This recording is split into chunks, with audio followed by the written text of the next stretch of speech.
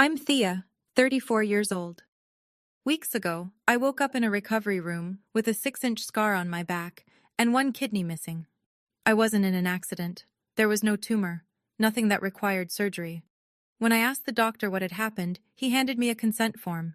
The line marked patient signature was blank, but the line marked guardian/legal representative, that had my mother's signature on it. I'm 34 years old.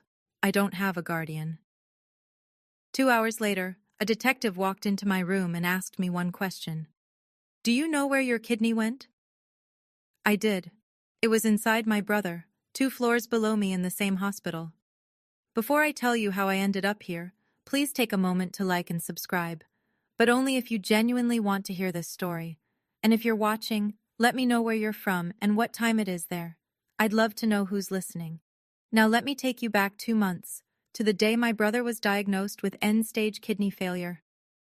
My family has always operated on one unspoken rule. Marcus comes first. My father, Gerald Reynolds, spent 35 years running a hardware store in our small Pennsylvania town before retiring. He's the kind of man who believes the world makes sense as long as everyone knows their place. Men provide, women support, and sons carry the family name. My mother, Linda, never worked a day outside the home. Her entire identity revolved around being Gerald's wife and Marcus's mother. Notice I didn't say Anthea's mother. That's because, in our family, I was always an afterthought, a supporting character in someone else's story. Marcus is 38. He's charming when he wants to be, which usually means when he needs something. In the past 15 years, he's held 6 different jobs, none longer than 2 years. Every failure came with an excuse. The economy, bad bosses, bad luck, and every time my parents were there to catch him. Me? I put myself through nursing school, worked double shifts for years, saved every penny until I could buy my own 1-bedroom apartment in Philadelphia. Nothing fancy, just mine. My nursing certification hangs on the wall next to a pothos plant that somehow keeps surviving despite my schedule. Last Thanksgiving, I came home with news about my promotion to OR nurse supervisor. I was proud. For once, I thought they might be too. My father looked up from his plate and asked, "Is Marcus coming this year?" That was it. That was my celebration. There's one other thing you should know about me. I'm the only person in my family with O-negative blood. Universal donor. My mother mentioned it once when I was 17. Good thing we have Thea, she said. She can give blood to anyone. I didn't think much of it at the time. I should have. 6 weeks before I lost my kidney, my phone rang at 2 a.m. It was my mother, and she was crying. Not the gentle kind of tears she uses when she wants sympathy. These were real. Raw. It's Marcus, she said. He's in the hospital. His kidneys are failing. I drove 3 hours through the dark to get there. Whatever our history, he was still my brother. The diagnosis was brutal, end-stage renal disease. Both kidneys were essentially dead. The cause? 15 years of heavy drinking. The kind of drinking my parents had always dismissed as just blowing off steam or going through a phase. The phase had destroyed his organs. When I walked into his room, Marcus looked gray. Smaller somehow, despite always being the larger-than-life golden child. Tubes connected him to a dialysis machine, doing the work his body could no longer manage. On his wrist, I noticed a Rolex. Fake, I knew, but expensive-looking. A gift to himself from money our parents had loaned him. My father stood at the foot of the bed like a general surveying a battlefield. The doctors say he needs a transplant within 3 months, he said. Or he won't make it. 3 months. The transplant waiting list averages 5 to 7 years. My mother clutched her rosary beads, her lips moving in silent prayer. She looked at me, then at Marcus, then back at me. Something cold moved through my chest. The way they were looking at me, it wasn't worry, it was calculation. My father's gaze settled on me for a long moment before returning to Marcus. He didn't say a word. He didn't have to. In that moment, I felt it, the shift. Like I'd just been appraised, measured. Like I was no longer his daughter. I was inventory. A week after the diagnosis, my mother invited me to dinner. Family meeting, she called it, to discuss next steps. I drove to their house, the same colonial I'd grown up in. Nothing about it had changed. Same oak dining table, same china cabinet with the good plates we never used, same portrait of Marcus's high school football championship above the fireplace. There was no portrait of me anywhere. We sat down to pot roast. My father took his place at the head of the table, as he always did, and cleared his throat. "I've been doing some research," he said, cutting into his meat without looking up. "The transplant list is long. Very long. Most people don't make it." My mother dabbed at her eyes with a napkin. If only there were another way. If only someone in the family was compatible. She let the sentence hang there, a hook dangling in the water. I kept eating. I knew what they were doing. I just wanted to see how far they'd take it. "Thea," my father said, finally meeting my eyes. "You're O negative. Universal donor. That's rare. Special. Special." The first time he'd ever called me that. "We're not asking," he added quickly. "We're just thinking out loud." Marcus stayed silent the entire dinner. He looked at his phone, scrolled through something, typed a quick message. When I stood to clear the dishes, I caught a glimpse of his screen before he could hide it. A text to my father.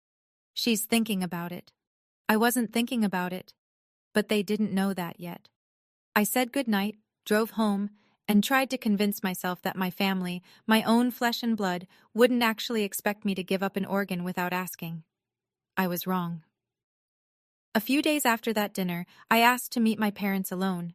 We sat in their living room, me on the love seat, them on the couch across from me. The afternoon light came through the windows, catching dust motes in the air. Everything felt suspended, waiting. "I've thought about it," I said. "And the answer is no." The silence that followed was physical, heavy. My mother's face crumpled. "No? What do you mean, no?" "I mean, I'm not donating my kidney to Marcus." My father's jaw tightened. "And why the hell not?" I had prepared for this. Because I need both my kidneys for my own long-term health. Because kidney donation has real risks. Infection, chronic pain, reduced kidney function. And because Marcus's condition is the result of choices he made. Choices everyone in this family enabled for 15 years. The explosion came faster than I expected. "You'd let your brother die?" My father slammed his palm against the armrest. "Your own blood? For what? Spite?" My mother was crying now, the theatrical kind. "I raised you, Thea. I fed you, clothed you, kept a roof over your head. And this is how you repay me?" I stood. My body isn't a repayment plan. I walked out to my car, a Honda Civic I'd bought myself, with money I'd earned, and sat in the driver's seat for a full minute before starting the engine. I thought it was over. I thought they'd be angry for a while, then accept it. Move on. As I pulled onto the highway, my phone buzzed. A text from a number I didn't recognize. "You'll regret this." I told myself it was a wrong number. I didn't believe it. The weeks that followed were quiet in a way that should have been a warning. First, I was removed from the family group chat. No announcement, no explanation, just suddenly unable to see messages from the people I'd known my entire life. Then a coworker, Jenny from radiology, stopped me in the hallway. "Hey, this is weird, but did you know someone called the hospital asking about you?" My stomach dropped. "What did they ask?" "Something about your mental health, whether you'd shown any erratic behavior." She made air quotes. HR talked to them. They wouldn't leave a name. I went to HR that afternoon. The manager, a woman named Patricia with bifocals and a permanent frown, confirmed it. "Someone claimed you have mental health concerns affecting job performance," she said, reading from a note. "Anonymous caller. We're required to document it, but there's been no observed issues. Still, is there anything you want to tell us?" I told her no. There wasn't. But I knew. I knew who had made that call. That weekend, I visited my mother. She was at the kitchen table with her laptop open, scrolling through something. When she saw me, she slammed it shut. "Just checking emails," she said too quickly. But I'd seen it. The subject line of whatever she'd been reading. Plan B, timeline. "What's Plan B?" I asked. She laughed, a nervous, high-pitched sound. "Nothing, work stuff." My mother didn't work. I should have pushed harder. I should have demanded answers. Instead, I let her pour me coffee and pretend everything was normal. I was still trying to believe the best about them. That was my mistake. I learned what Plan B meant much later, after the surgery, after the investigation, after everything fell apart. This is what the FBI pieced together. 3 days after I refused to donate, my father drove 45 minutes to Briarwood Country Club. He met Dr. Howard Mercer on the 9th green, a transplant surgeon he'd been golfing with for 20 years. They walked the back nine together while my father explained the situation. "My daughter has some mental health issues," he said. According to Dr. Mercer's eventual testimony, my father was calm, reasonable, sympathetic even. "Nothing severe, but enough that she can't make major medical decisions on her own. The family has informal guardianship. We need to move forward with the transplant, and she can't consent herself." Dr. Mercer raised the obvious concern. Living organ donation required an independent living donor advocate, someone whose sole job was to protect the donor's interests.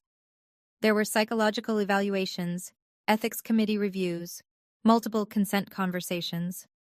My father had anticipated this. "Riverside is a private surgical center," Dr. Mercer said in his deposition. "Not a major hospital system. We didn't have the same oversight infrastructure. I handled the transplant program personally. The advocate, the psych eval, the ethics review, I could streamline those, consolidate them." What he meant was, he could skip them entirely. My father asked what it would take. Dr. Mercer named his price, $50,000 to his personal foundation, plus a guarantee that if anything went wrong, Gerald would take full responsibility. They shook hands on the 18th hole. My father handed him a check, $50,000, a donation to Dr. Mercer's personal foundation. The date was set. The plan was simple. Lure me to a different hospital, one where no one knew me. Sedate me before I could ask questions. Perform the surgery. By the time I woke up, it would be done. "She's a daughter," my father reportedly said. "She's not married, no kids. What does she need 2 kidneys for? She should be grateful to help her brother. This is what family does." I found out later that this wasn't even his first attempt. 10 years earlier, when Marcus had his first health scare, a liver issue that resolved on its own, my father had made a similar inquiry. Could a family member donate part of their liver without full consent? Dr. Mercer had said no then. This time he said yes. 2 weeks after I refused, my mother called. She was crying, but soft this time, gentle, the voice she used when she wanted forgiveness. "I've been thinking a lot," she said, "about how things ended between us. It wasn't right, Thea. You're my daughter. Whatever happens with Marcus, you're still my daughter." I wanted to believe her. God, I wanted to. "Your father and I talked," she continued. "We want to make things right. We scheduled a family checkup at a clinic outside the city, all of us together. A fresh start. A way to bond again." Something felt off. The timing, the sweetness. But 3 weeks of silence had worn me down. 3 weeks of being erased from my own family. And there was something else. Something I'm ashamed to admit. A part of me still wanted to believe. Still wanted my mother to be the person I'd needed her to be my whole life. That part of me whispered, maybe they've realized they were wrong. Maybe this is their way of apologizing. I know now that hope can be a trap. But back then, I couldn't see it. "Just a checkup?" I asked. "Just a checkup. And maybe lunch after. Please, Thea." I said yes. The day of the appointment, I drove to Riverside Medical Center, a private surgical facility about an hour from Philadelphia. Not a hospital in the traditional sense, more of a boutique clinic for people who could afford discretion. The kind of place with marble floors and fresh flowers in the lobby. The kind of place where the wealthy went for procedures they didn't want on their regular medical records. Cosmetic surgery, wellness retreats, and apparently, organ harvesting. I learned later that Riverside operated outside the major hospital networks. No affiliation with university medical centers. No mandatory reporting to regional transplant coordinators. Dr. Mercer had helped establish their transplant program himself, which meant he'd also written the oversight protocols. Or rather, the lack of them. But standing in that lobby, I didn't know any of this. I just saw the marble, the flowers, the professional smiles. My mother met me in the parking lot wearing a cashmere cardigan I'd never seen before. "A little gift," she said, pressing a matching one into my hands. For my girl. We walked in together. I signed in at reception. And then something strange happened. The nurse called only my name. Reynolds? Thea Reynolds? I looked around. My father wasn't there. Neither was Marcus. They're running late, my mother said. Go ahead. They'll catch up. I followed the nurse down a long corridor. I didn't see my father standing outside the window, watching me disappear through the double doors. I didn't see him nod at someone inside. I walked into that room, trusting my mother. I shouldn't have. The examination room was cold. Not air conditioning cold. Something deeper. The kind of cold that creeps into your bones before you realize something is wrong. A nurse handed me a paper gown and a cup of water. Change into this. We'll need some blood samples before the doctor sees you. Drink this first. It helps with the draw. I looked at the cup. Something flickered in the back of my mind. A warning I couldn't quite name. I'm an OR nurse. I know procedures. And something about this felt off. But the nurse was smiling. The room was clean, professional. My mother was in the waiting area. What was I afraid of? That my own family would drug me? The thought seemed absurd, paranoid, so I drank it. That's the thing about trust. Even when it's broken, even when every sign points to danger, some part of us still wants to believe we're safe with the people who raised us. I wasn't safe. The nurse took 3 vials of blood. Standard. Then she left. And I waited. The room started to tilt. Just slightly at first. A softness at the edges of my vision. Then more. The fluorescent lights overhead seemed to pulse. My hands felt heavy. Something's wrong. I tried to stand and nearly fell. My legs wouldn't cooperate. My thoughts were turning to cotton. The water. They put something in the water. I reached for my phone on the chair next to me. My fingers couldn't grip it. The screen blurred. The door opened. Through the haze, I saw him. My father, standing in the hallway. His face was blank, not angry, not sad, just resolved, like a man finishing a task he'd been putting off.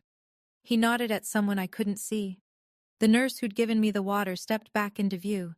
She wasn't nervous anymore. Her movements were efficient, practiced. She'd done this before. I learned her name later, Patricia Vance. She'd worked with Dr. Mercer for 12 years. She was the one who'd witnessed my mother's signature on the consent form, who'd checked the box confirming the patient's guardian had been properly identified and verified. She was also the one who'd administered the sedative in my water, timed perfectly, so I'd be too impaired to object by the time anyone needed my consent. A doctor stepped into my field of vision. White coat, gray hair, the face of someone's grandfather. Don't worry, he said. You won't remember any of this. I tried to scream. My mouth wouldn't move. The last thing I saw before the darkness took me was my father turning away, not watching, not waiting, walking off like a man who'd done what needed to be done. What I'm about to tell you comes from the investigation, from depositions and medical records and testimony that would eventually be read aloud in a federal courtroom. The surgery took 4 hours. Dr. Howard Mercer, board-certified transplant surgeon, made a 6-inch incision along my lower left back. He separated muscle, moved organs, and carefully excised my left kidney, healthy, functioning, mine. In the operating notes he wrote, living donor nephrectomy. Donor consent obtained via legal guardian due to documented cognitive impairment. Independent evaluation waived per family request. Patient unable to participate in standard assessment. Procedure uncomplicated. The paperwork was meticulous. A forged psychological evaluation, supposedly conducted by a Dr. Rahman who didn't exist.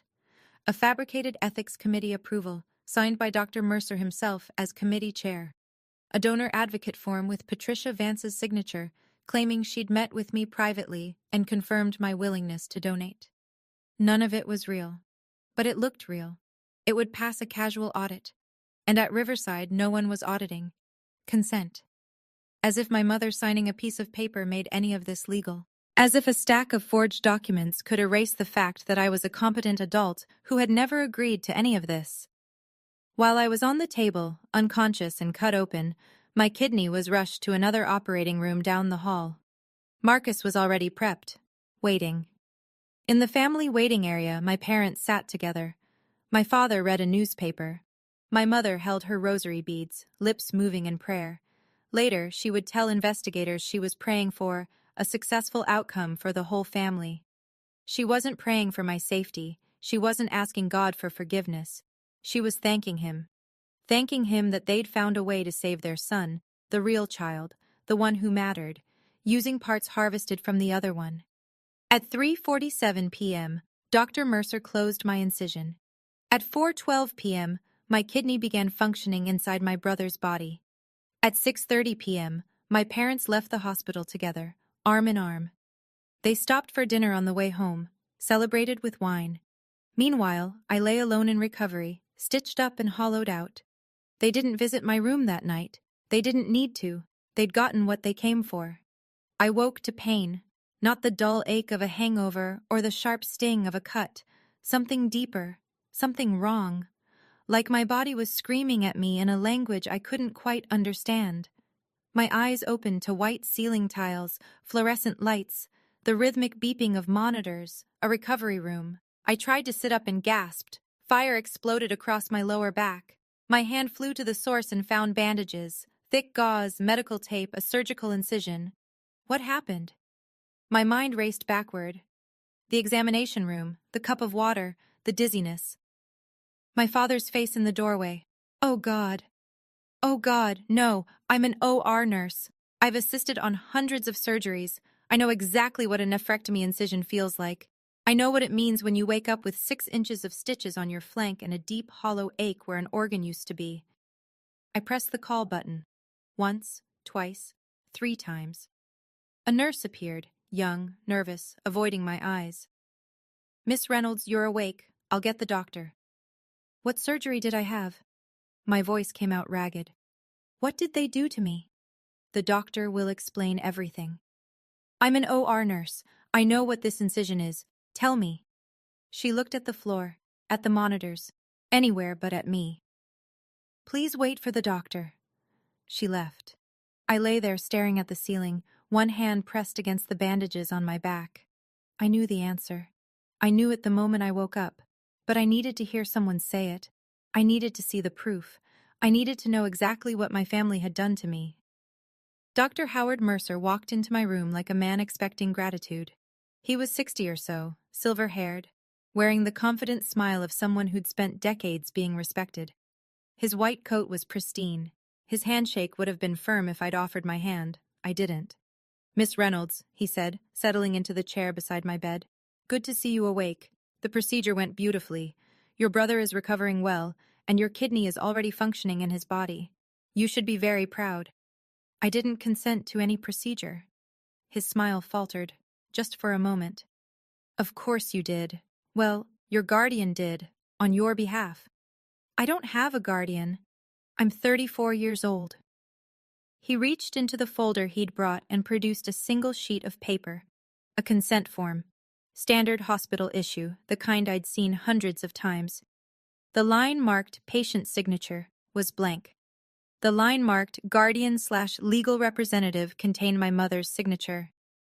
Your mother signed as your medical guardian, Dr. Mercer said, as if this explained everything. Given your condition. What condition? Your parents explain that you have cognitive difficulties, that you're unable to make complex medical decisions on your own. I stared at him. Dr. Mercer, I said slowly, I am an operating room nurse with 10 years of experience. I have a bachelor's degree and multiple professional certifications. I live alone, manage my own finances, and hold a job that requires me to make life or death decisions daily. His face went pale. This signature, I continued, holding up the form, has no legal standing. Under federal law, performing surgery without informed consent on a mentally competent adult is assault and battery. I am looking at evidence of a felony. He didn't say anything, neither did I. The form said everything that needed to be said. My parents arrived an hour later with flowers, lilies, the expensive kind from the florist downtown, wrapped in cream-colored paper. My mother carried them like an offering. My father walked 2 steps behind her, hands in his pockets, looking around the room like he was inspecting a property he might buy. There's our girl, my mother said, setting the flowers on my bedside table. How are you feeling? I looked at her, at the woman who had pushed me on swings, braided my hair for school photos, sat beside my bed when I had the flu. The woman who had signed a piece of paper that let strangers cut me open. You took my kidney. Her smile didn't waver. Oh, honey, we saved your brother. You were part of something beautiful. Without asking me, without telling me, you drugged me and let them cut out my organ. My father stepped forward. Thea, don't be dramatic. It's done now, and Marcus is going to live. You should feel good about that. I should feel good? You're a young woman, he said, and his voice had that tone, the one he used when explaining something obvious to someone slow. No husband, no children. What did you need 2 kidneys for? Marcus has a future, a real future. And I don't? He shrugged. You're a daughter. Daughters sacrifice for their families. That's how it works. My mother nodded. We knew you'd understand eventually. You just needed a little push. I looked at them, really looked, searching for guilt, for shame, for any sign that they understood what they'd done. There was nothing. They believed they were right. They believed I owed them this. And in that moment I realized something that broke me and freed me at the same time. I had never been their daughter. I had always been their spare parts. After my parents left, satisfied, smiling, certain they'd done nothing wrong, I lay in the dark for a long time. The machines beeped, the IV dripped. Somewhere down the hall, someone coughed. I thought about letting it go. I thought about what it would mean to fight them. The lawyers, the accusations, the family that would call me ungrateful, vindictive, cruel. I thought about Marcus, somewhere in this same building, waking up with my kidney inside him, living because they'd taken a piece of me without asking. And then I picked up my phone. The hospital hadn't taken it. Why would they? I was supposed to be a willing donor, a loving sister, someone who'd wake up grateful for the chance to help. I dialed 911. I need to report an assault, I said. My voice was steady.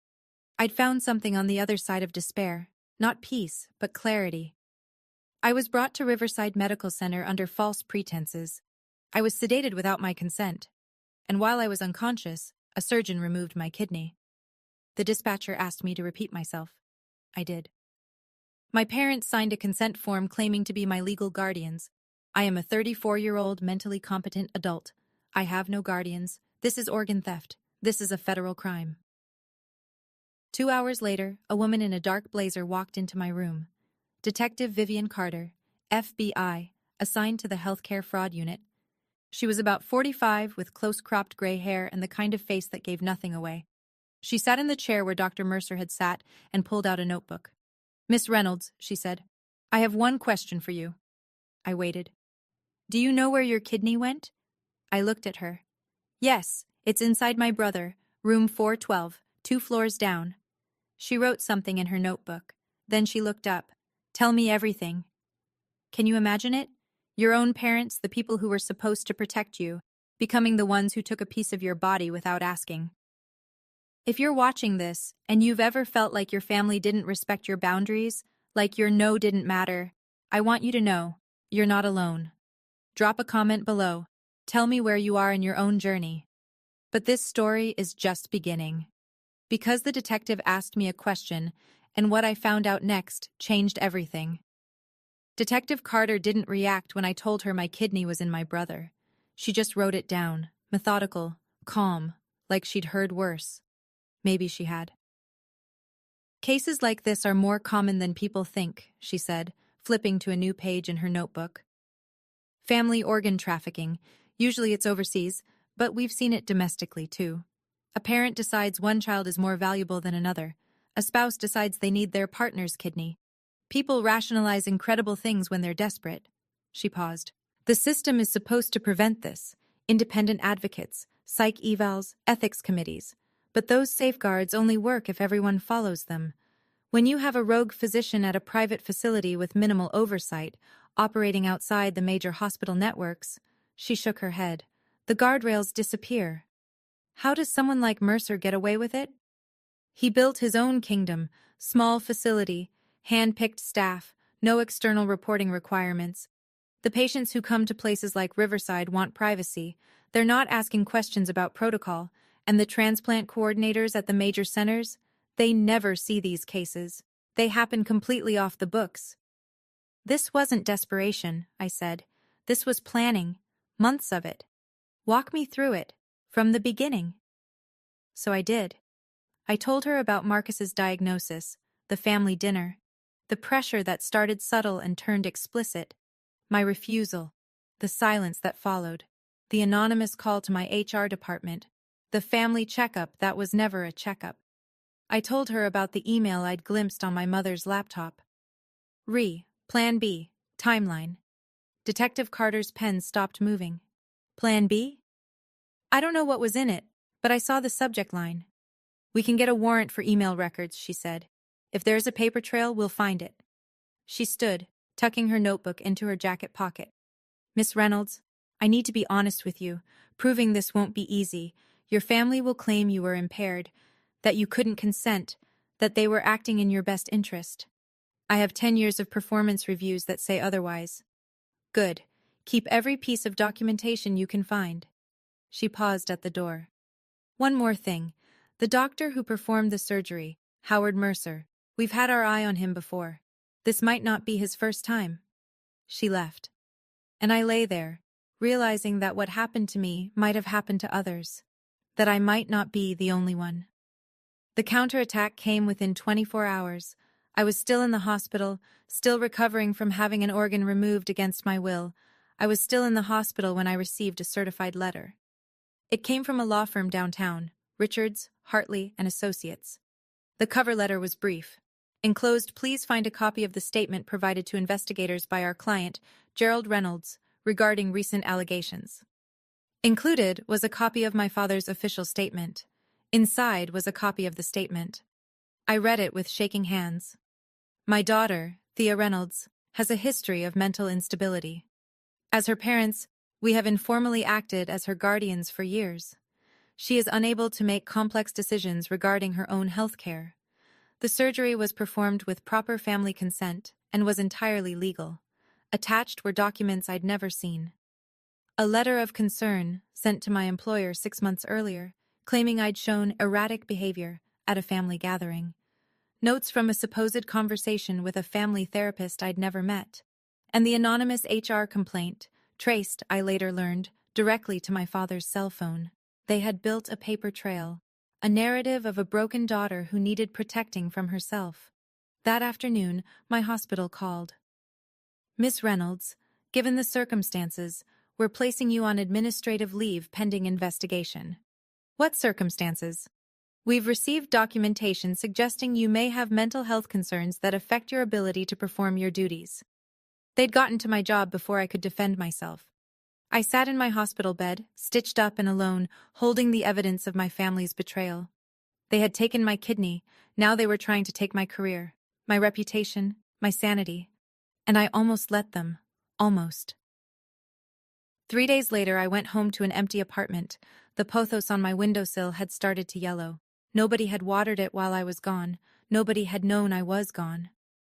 I lowered myself onto my couch, slowly, carefully, the stitches in my back pulling with every movement, and stared at the wall. No job, no family, no one who believed me. My parents had spent weeks constructing a version of me that didn't exist. An unstable woman who couldn't be trusted, whose word meant nothing. And they'd done it so thoroughly that even my own hospital had doubted me. I thought about the hearing that would come. My father in his blazer, my mother with her tissues, both of them weeping about their troubled daughter who'd made up terrible lies because she couldn't accept their love. I thought about Marcus, recovering with my kidney inside him, probably already rehearsing his testimony about how I'd wanted to help, but my mental issues made me forget. I walked to the bathroom mirror and lifted my shirt. The bandage was still there. Underneath it, a scar that would never fully heal. Evidence. But would it be enough? I sat back down and put my head in my hands. For the first time since waking up in that recovery room, I cried. I cried until I couldn't breathe, until my whole body shook, until the stitches burned and I didn't care. I almost gave up that night. I almost decided they would win, that they always won, that people like my father always got what they wanted, and people like me always paid the price. Then my phone buzzed. a text from a number I didn't recognize. Thea, it's Nathan Cole from OR. I saw your file. Something doesn't add up. Can we talk? I stared at the screen, and I felt something I hadn't felt in weeks. Hope. I met Nathan Cole at a coffee shop 3 miles from the hospital, far enough that we wouldn't run into anyone we knew. He was in his early 40s, a quiet man with kind eyes who'd worked as an anesthesiologist in our OR for as long as I could remember. We'd never been close, just colleagues who nodded at each other over surgical masks, but I'd always trusted him. He had a laptop open on the table when I arrived. I shouldn't be doing this, he said, not bothering with pleasantries. If anyone finds out I accessed your records, I'm done. But I saw your name on the suspension list, and I knew something was wrong. What did you find? He turned the laptop toward me. It was my anesthesia record from Riverside Medical Center, the hospital where I'd been operated on. Look at the timeline, he said, pointing. You were administered a sedative at 10:47 a.m. The consent form is time-stamped 10:32 a.m. He looked at me. You were drugged 15 minutes before anyone claims consent was obtained. My hands started shaking. And here, he scrolled down. The attending note says patient sedated at family's request prior to consent verification. That's a massive protocol violation. You're supposed to verify consent before sedation, not after. This is either gross negligence or they knew I wouldn't consent. Exactly. He pulled out a USB drive. I made copies, everything. The anesthesia record, the surgical notes, the consent form with the timeline discrepancies. This isn't just malpractice, Thea. This is evidence of conspiracy. I took the drive. It felt weightless, impossibly small to contain something so important. Why are you helping me? Nathan closed his laptop. Because I've worked with you for 6 years. You're one of the most competent nurses I know, and the idea that you couldn't consent to your own surgery? He shook his head. That's insulting. To you, and to everyone who's ever worked beside you. I didn't trust myself to speak, so I just held the drive and let myself believe, for the first time, that I might actually win. 2 days later, Detective Carter called. We got the warrant for the email records, she said. Miss Reynolds, you need to come see this. The FBI field office in Philadelphia was everything you'd expect. Gray walls, fluorescent lights, coffee that tasted like it had been brewing since the Reagan administration. Detective Carter led me to a conference room where printed emails were spread across the table like evidence of a crime scene. Because they were. Plan B, Carter said, tapping the first sheet. Your father sent this to your mother and brother 2 days after you refused to donate. I picked it up. Linda, I talked to Mercer.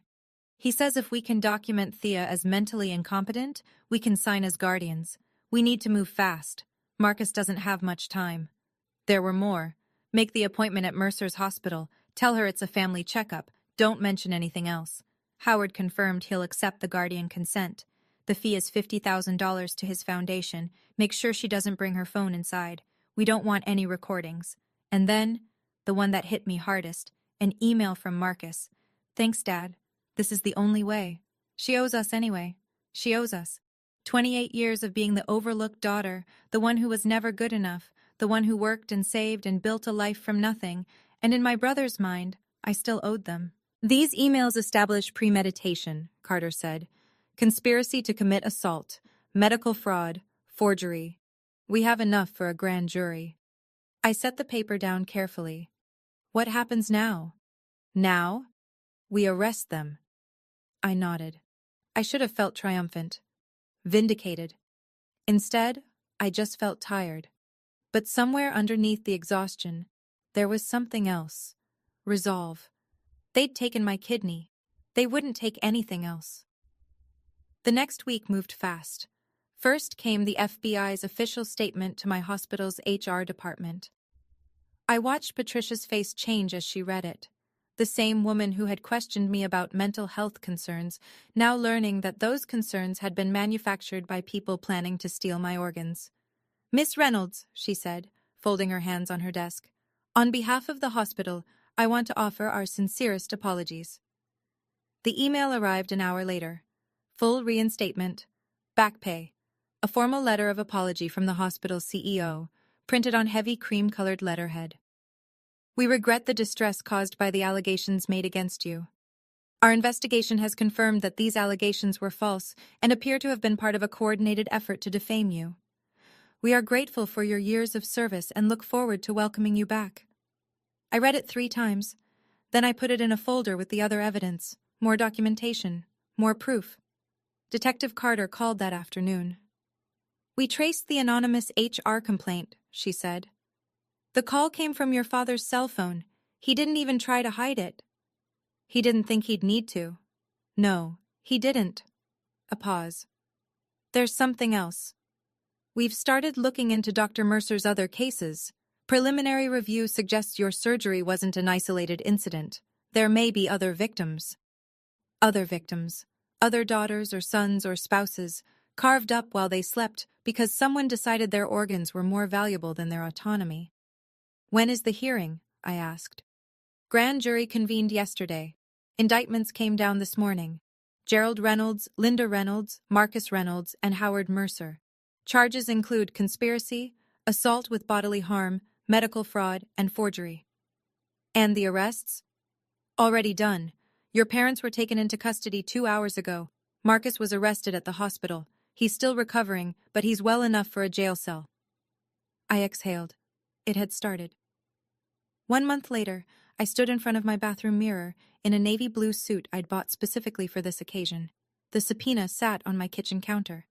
My name in black letters, summoning me to testify at the preliminary hearing for United States versus Reynolds.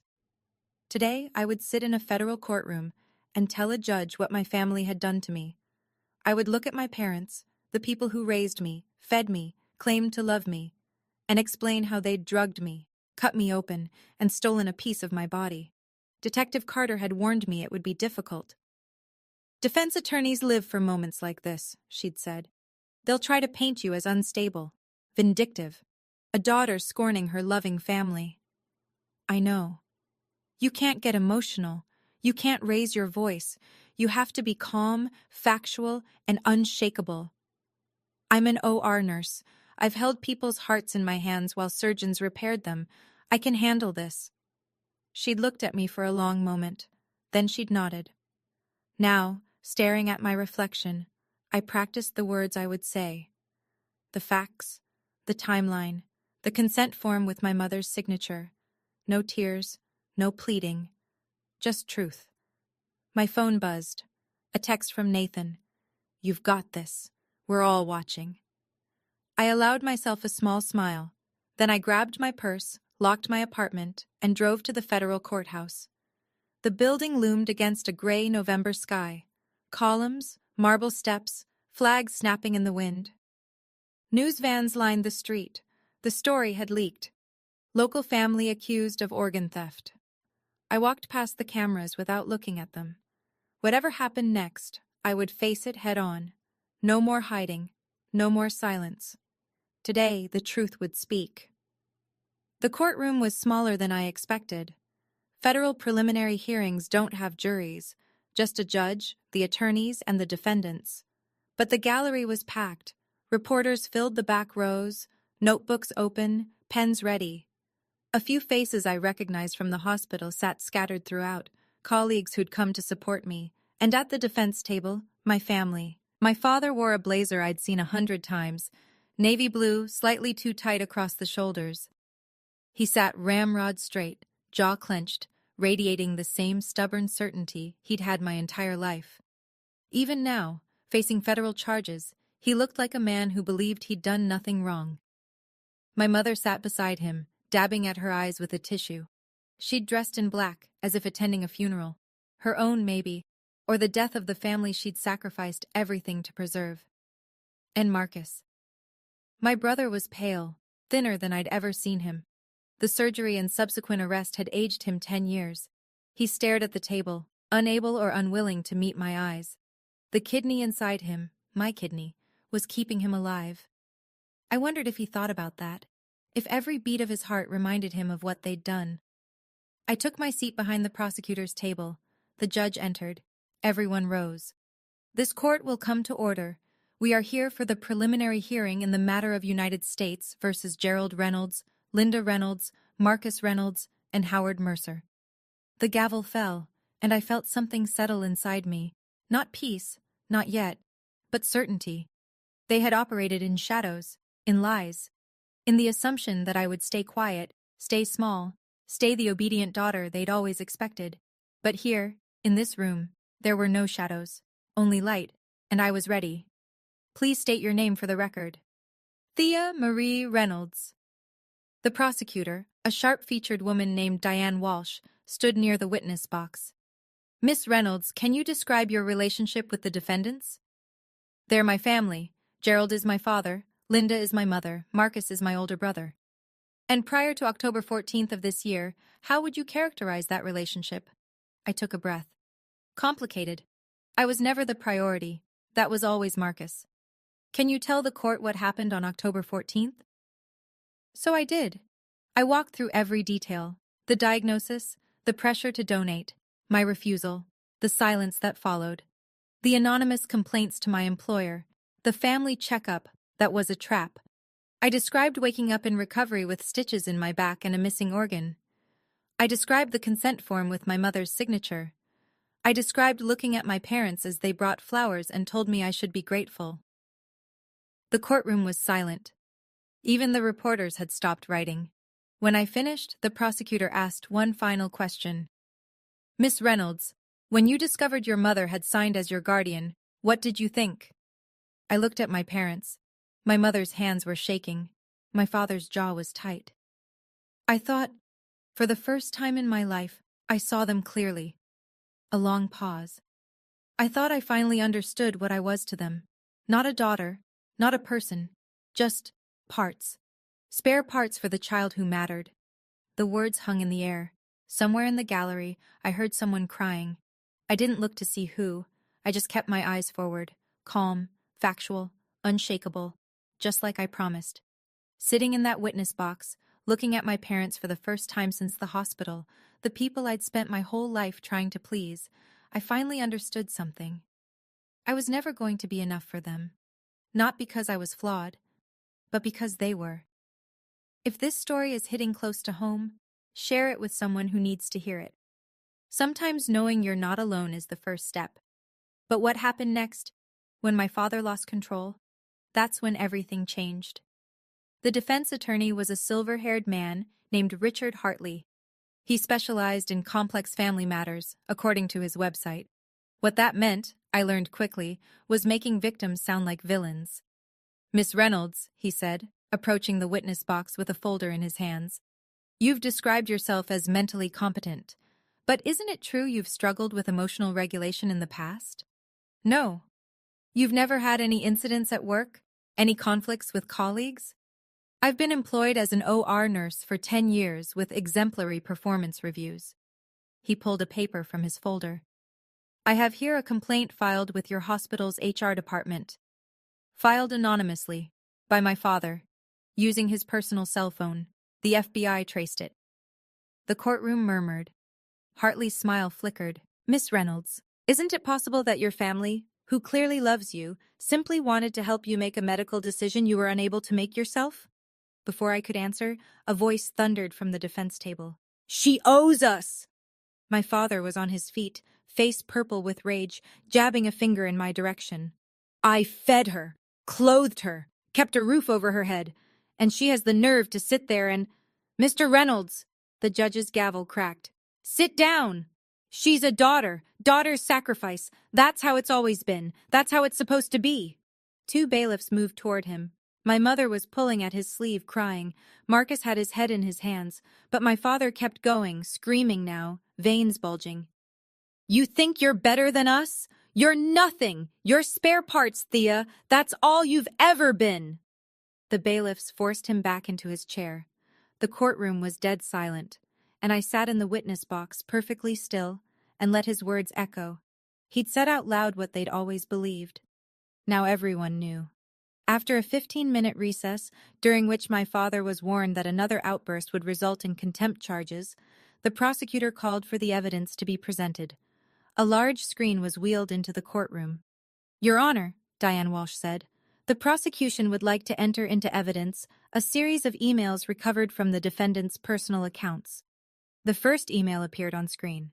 Linda, I talked to Mercer. He says if we can document Thea as mentally incompetent, we can sign as guardians. We need to move fast.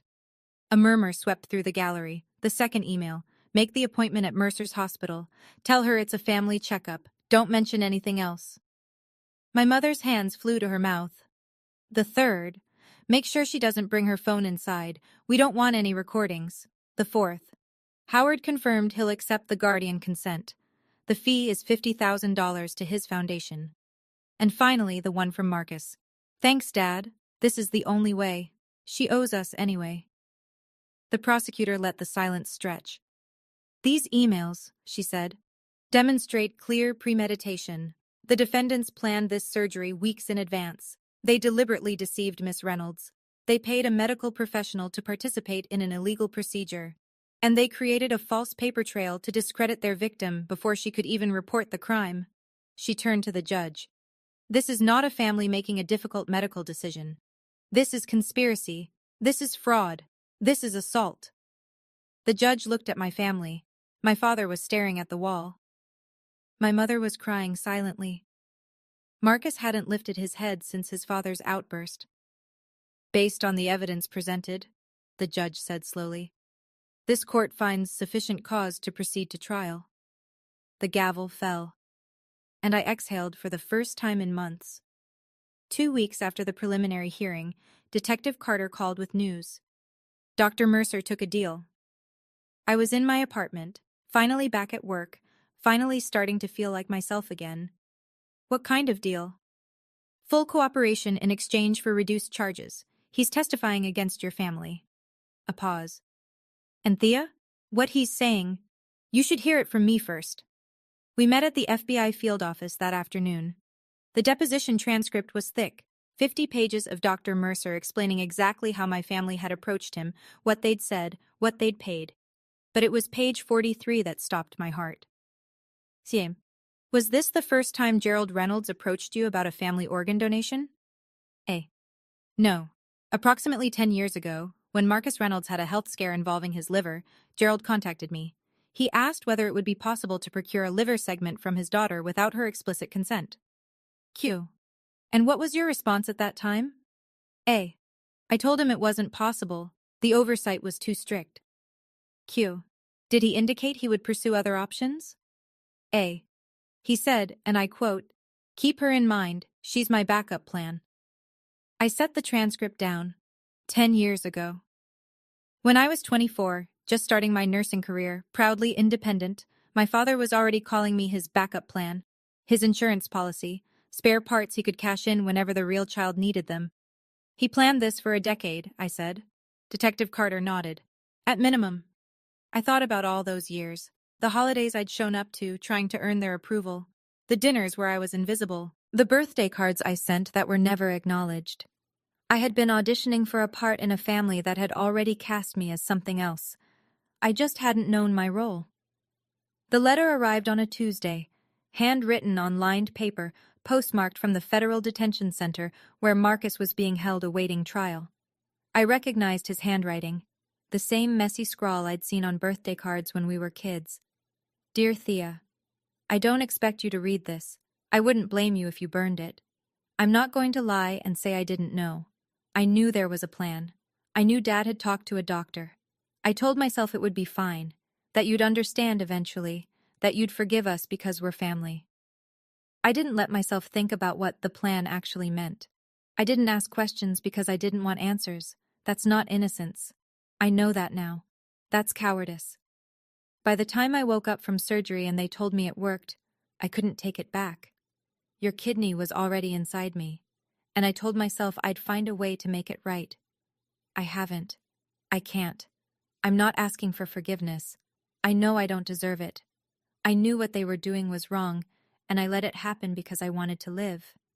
I'm writing because I want you to know that every day, every breath I take, I think about what it cost. I carry that weight. I'll carry it forever. You didn't owe us anything, Thea. You never did. I'm sorry. Marcus. I read it twice. Then I folded it, put it back in the envelope, and set it on my kitchen table. He wanted absolution, wanted me to write back saying I understood, that I forgave him, that blood was thicker than betrayal.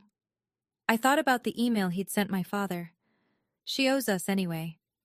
I thought about the years he'd taken everything, my parents' attention, their money, their love, while I worked double shifts and built a life from nothing. I pulled out a notepad and started to write a reply. Then I stopped. Some things don't deserve a response. I threw the notepad away and made myself dinner. He would live with my kidney inside him. He would live knowing where it came from. That was enough. The trial took 4 months. 4 months of testimony, evidence, cross-examination. 4 months of watching my family's lawyers try to paint me as unstable, vindictive, a daughter who couldn't accept her parents' love. It didn't work. The emails were too damning, the medical records too clear. Dr. Mercer's testimony too specific. On a gray morning in March, the verdict came down. Guilty. All counts. All defendants. 1 month later, I returned to the federal courthouse for sentencing. The courtroom was fuller than the preliminary hearing. The case had made national news. Family organ theft ring exposed. Camera crews lined the steps outside. I sat in the gallery and watched the judge read from his prepared statement. Gerald Reynolds, this court sentences you to 15 years in federal prison. My father's face didn't change. He'd been stoic throughout the trial, convinced until the very end that he'd done nothing wrong. Linda Reynolds, this court sentences you to 8 years in federal prison. My mother collapsed into tears. Real ones this time, the ones she'd saved for when the performance no longer mattered. Marcus Reynolds, this court sentences you to 10 years in federal prison, followed by 5 years of supervised probation. Marcus looked at me for the first time since the trial began. I couldn't read his expression. Regret? Resignation? I didn't care anymore. Dr. Howard Mercer, this court sentences you to 12 years in federal prison with permanent revocation of your medical license. The gavel fell one final time. Guards led them away. My father first, then my mother, then my brother. One by one, the people who had raised me disappeared through a side door. I sat in my seat until the courtroom emptied. Then I stood, walked outside, and felt the sun on my face for the first time in what felt like years. It was over. 1 year later. My apartment has more windows now. I moved to a 2-bedroom on the top floor. Still nothing fancy, but filled with light. Plants line the windowsills, pothos, snake plants, a fiddle-leaf fig I've somehow kept alive. A gray cat named Oliver sleeps in the sunbeam by the door. I'm still an OR nurse. Charge nurse now, actually. The promotion came through 6 months after the trial. My colleagues threw me a party in the break room, complete with a cake that said, "Congratulations, boss." Nathan gave a toast that made me cry. Once a month, I attend a support group for survivors of family abuse. We meet in a church basement, drink bad coffee, and share stories that would break most people. They don't break us. My kidney function is monitored regularly. The remaining one is healthy, doing the work of 2 without complaint. The scar on my back has faded to a thin silver line, visible if you know where to look, invisible if you don't. The restraining order against my parents and Marcus is permanent. They're not allowed to contact me, directly or indirectly, for the rest of their lives. Not that they would. My father hasn't spoken to me since his outburst in court. My mother sends letters sometimes, to my old address, returned unopened. Marcus stopped writing after I never replied. I don't miss them. That surprised me at first. I'd expected grief, longing, some ache for the family I'd lost. But you can't lose something you never had. What I had was a role in their story, the spare daughter, the backup plan, the parts they could harvest when needed. Now I have my own story, and it's mine. No one else's. Mine. I'm sitting in my favorite coffee shop as I tell you this. It's a Tuesday afternoon. Sunlight streams through the windows. My journal is open on the table. The first page still says what I wrote the day I moved into my new apartment. My body, my story, my rules. I won't pretend the past 2 years have been easy. Some nights I still wake up reaching for a scar that's no longer tender. Some days I see a family in the grocery store and feel something twist in my chest. But I don't regret what I did. I don't regret calling the police. I don't regret testifying. I don't regret watching the people who raised me walk into prison cells. Because here's what I've learned. Blood relation doesn't give anyone ownership of your body. Being family doesn't mean being entitled to pieces of you. Not your organs, not your time, not your sanity. The people who love you don't drug you and cut you open. They don't forge documents. They don't spend a decade thinking of you as spare parts. And if someone treats you that way, even if they share your DNA, you are allowed to walk away. You don't owe them an explanation. You don't owe them forgiveness. You don't owe them anything at all. I close my journal and finish my coffee. Outside, the world keeps moving. People pass on the sidewalk, living their own stories. I'm one of them now, not a victim, not a cautionary tale, just a woman who learned, the hardest way possible, that sometimes the most loving thing you can do for yourself is let go of the people who hurt you. If that's where you are, if you're sitting in your own story, wondering if you have permission to leave, let me tell you what I wish someone had told me. You do. You always did. 3 things I want to leave you with. First, no is a complete sentence. You don't have to justify why you won't sacrifice yourself for someone else. Second, document everything. When something feels wrong, write it down, save the emails, screenshot the texts. Paper trails save lives. Third, love has boundaries. Real love respects your body, your choices, your autonomy. Anything else isn't love, it's ownership. That's my story. If it helped you, even a little, hit subscribe. If you know someone who needs to hear it, share this video. And if you've got your own story, I'm listening. Drop a comment, tell me where you're from and what you're going through. Check the description for more videos like this one. Until next time, take care of yourself. Nobody else will do it the way you deserve.